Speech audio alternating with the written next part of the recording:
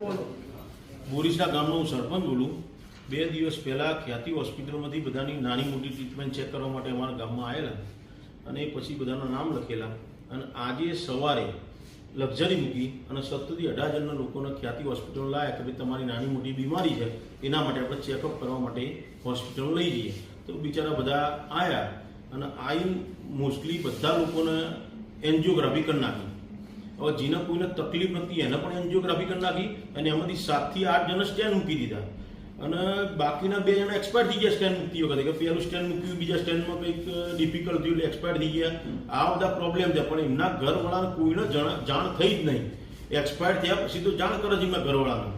એટલે આ હોસ્પિટલવાળાએ એટલી એમની ગવર્મેન્ટની સુવિધાના ફાયદા લેવા માટે કે એમના જે ગવર્મેન્ટની કે ભાઈ આ કરવાથી સુવિધાઓના પૈસા મળે એના માટે આ બધા કાર્યો કર્યા। જે આયુષ્યમાન કાર્ડના જે પૈસા હતા એના ફાયદા